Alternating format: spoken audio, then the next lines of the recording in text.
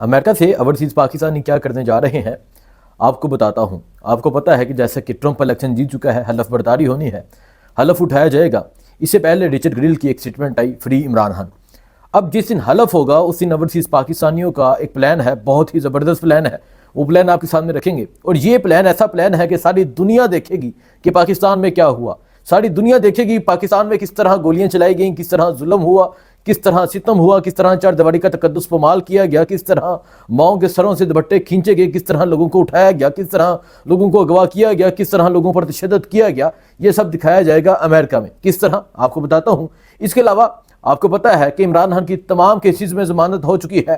اب جو آخری کیس جو نظر آ رہا ہے اس میں جو مجھے نظر آ رہا ہے، جو میری آبزرویشن ہے، عمران خان کو سزا سنائی جائے گی۔ کیوں سزا سنائی جائے گی، کس وجہ سے سنائی جائے گی، آپ کو بتاتا ہوں۔ اس کے علاوہ آپ کو پتا ہے کہ مذاکرات کی بات ہوتی ہے، لیکن حکومت مذاکرات کرنے سے پہلے ہی کانپ رہی ہے۔ حکومت کس طرح کانپ رہی ہے میں آپ کو وہ تمام چیزیں بتاتا ہوں۔ پہلے بات کرتا ہوں امریکہ میں موجود اوورسیز پاکستانیوں کی۔ اوورسیز پاکستانی چاہے وہ امریکہ میں ہو، لندن میں ہو، دبئی میں ہو، کسی بھی کنٹری میں ہو، جو اوورسیز پاکستانیوں کا کردار رہا ہے وہ بے مثال ہے۔ جب پورے ملک میں، یہاں پاکستان میں لوگوں کی زبانیں بند کروا دی گئیں، لوگوں پہ ظلم کیا گیا، ستم کیا گیا، الیکشن کمپین سے روکا گیا، تو اوورسیز پاکستانیوں نے الیکشن کمپین بھی کی، اوورسیز پاکستانیوں نے بات بھی کی، اوورسیز پاکستانیوں نے لوگوں کو نشان بھی یاد کروائے۔ اور جو کردار اوورسیز پاکستانیوں کا رہا ہے ہر بچہ جانتا ہے، ہر بوڑھا جانتا ہے، ہر شخص جانتا ہے۔ میں اب بتاتا ہوں کہ اوورسیز پاکستانی کیا کرنے جا رہے ہیں۔ امریکہ میں جیسے کہ آپ کو پتا ہے کہ الیکشن ہوتا ہے، ایک طرف ٹرمپ ہوتے ہیں، ایک طرف جو بائیڈن ہوتے ہیں، اور یہاں جو موجود ادارے، یہاں جو نون لیگی ہیں یا باقی تمام لوگ ہیں، یہ جا کے جو بائیڈن کی کمپین کرتے ہیں اور باقاعدہ ٹویٹ کرتے ہیں۔ اور پھر جو بغض نکالا جاتا ہے، جو ہم جنس پرست لکھا گیا رچرڈ گرل کو، اس کا جواب تو انہوں نے دے دیا، فری عمران خان۔ یہ ایک دفعہ نہیں دیا، انہوں نے 2-3 دفعہ یہ جواب دیا ہے، فری عمران خان۔ اور جو ٹویٹ انہوں نے کی فری عمران خان، اس کی جو ریچ ہوئی ہے تقریباً 9 ملین۔ اور میرے خیال سے رچرڈ گرل کی سب سے جو فیمس ٹویٹ ہے وہ یہ ہے۔ اس کو بھی پتہ چل چکا ہوگا کہ میں نے کس شخص کے لیے لکھا ہے، میں نے کس شخص کے لیے بات کی ہے، میں نے کس کی آواز بلند کی ہے، اور جو لوگوں نے اپریشیٹ کیا ہے جا کے نیچے کمنٹ میں دیکھ سکتے ہیں۔ اب جو رچرڈ گرل ہیں، انہیں ایلچی مقرر کیا گیا ہے تمام ممالک کے لیے ٹرمپ کی طرف سے۔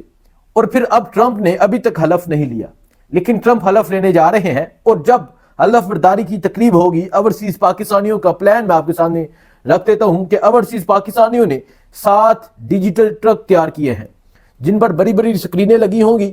7 ڈیجیٹل ٹرک ہوں گے جس میں گولی کیوں چلائی گئی، جس طرح گولی چلائی گئی، جس طرح لوگوں کو شہید کیا گیا، جس طرح لوگوں کو زخمی کیا گیا، وہ تمام چیزیں دکھائی جائیں گی۔ اس کے علاوہ جس طرح جو ظلم پاکستان میں ہوا، تمام چیزیں اس ڈیجیٹل ٹرک پہ دکھائی جائیں گی۔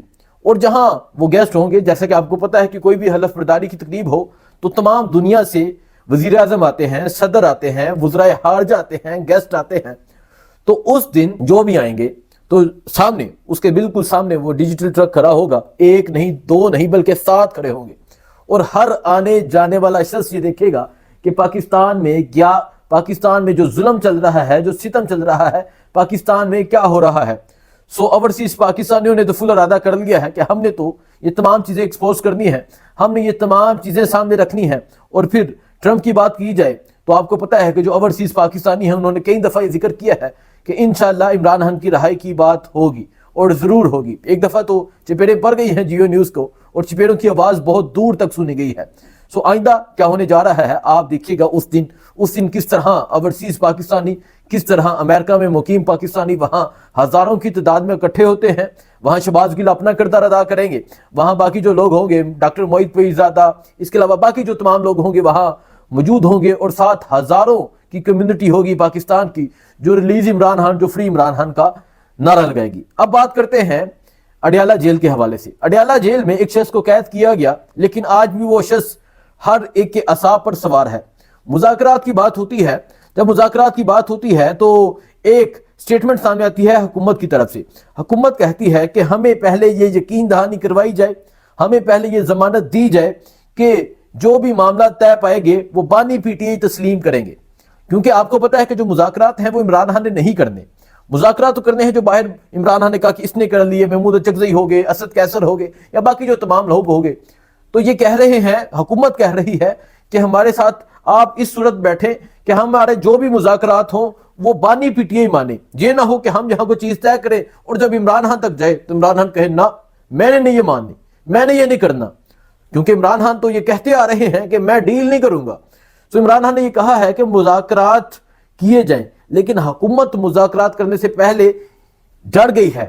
حکومت کہہ رہی ہے کہ مذاکرات کرنے کے لیے ہم تیار ہیں, لیکن اس شرط میں, اس صورت میں کہ ہماری جو بھی چیز طے پائی جائے وہ بانی پی ٹی آئی مانے, یہ نہ ہو کہ بعد میں وہ چیزیں نہ مانے. سو جیل میں بیٹھا قیدی 804 اس طرح ان تمام لوگوں کے اعصاب پر سوار ہے. جیل کی بات کر رہا ہوں تو آپ کو پتا ہے کہ عمران خان کو 5 اگست کو قید کیا گیا. 500 دن گزر چکے ہیں, 502 دن ہو چکے ہیں عمران خان کو قید کیے ہوئے. عمران خان پہلے اٹک جیل میں تھے, اس کے بعد اڈیالہ جیل میں ہے. عمران خان کو جب گرفتار کیا گیا تو شاہانہ کیس تھا, تو شاہانہ 1 نہیں ثابت کر سکے. عمران خان سرخ روح ہوئے تو شاہانہ 2 آیا, عمران خان سرخ روح ہوئے. اس کے علاوہ عدت کیس جیسا گھٹیا کالا کیس آیا جو پاکستان کی تاریخ میں درج نہیں ہوا. عمران خان اس میں بھی سرخ روح ہوئے, عمران خان اس میں بھی جیت گئے. تو یہ چوتھا کیس ہے. چوتھا جو کیس ہے یہ القادری ٹرسٹ کیس ہے, جسے 190 ملین پاؤنڈ کیس بھی کہا جاتا ہے. اور یہ عمران خان کا قصور کیا تھا, میں آپ کو پہلے یہ سمجھا دیتا ہوں. عمران خان نے ایک یونیورسٹی بنائی, اسلامی درسگاہ بنائی, جس میں سیرت نبوی صلی اللہ علیہ وآلہ وسلم پڑھائی جا رہی ہے. اور عمران خان کا جرم یہ بن چکا ہے کہ عمران خان سیرت نبوی صلی اللہ علیہ وآلہ وسلم کیوں پڑھا رہے ہیں. عمران خان نے ایسی یونیورسٹی پاکستان کی تاریخ میں جو نہیں بنی کیوں بنائی. جو صحابہ کے مقام پہ جو بنی ہے القادر یونیورسٹی, اس کا کیس عمران خان پہ ڈال دیا گیا. لیکن آپ سب کو پتا ہے, اگر نہیں پتا تو بتا دیتا ہوں, کہ عمران خان یہ ثابت ہو چکا ہے, ایون کہ جو گواہ لائے گئے ہیں, جو اس کیس کے لیے گواہ لائے گئے ہیں, وہ بھی یہ ثابت نہیں کر سکے کہ عمران خان نے اس پیسوں سے اپنا کوئی فائدہ لیا ہو یا اپنے اکاؤنٹ میں کچھ پیسے لیے ہو. یہ تمام پیسے جو آئے ہیں یہ سپریم کورٹ کے اکاؤنٹ میں آئے ہیں اور اب یہ حکومت کے پاس ہے. سو ایک پیسہ بھی ثابت نہیں ہو رہا. لیکن یہ پھر بھی عمران خان کو اس کیس میں سزا دینا چاہتے ہیں, کیونکہ جو جج شاہ رخ انجمن ہے, ان کا نام آ رہا ہے ہائی کورٹ کے لیے, اور ہائی کورٹ کے لیے اگر جج بننا ہے تو اتنا تو کرنا پڑے گا اور یہ ماننا پڑے گا. سو اسی وجہ سے ہائی کورٹ کے جج بنیں گے. تو یہ ہو سکتا ہے کہ عمران خان کو, بشرا بی بی کو آئندہ آنے والے چند دنوں میں سزا ہو جائے, سزا سنا دی جائے اڈیالہ جیل میں.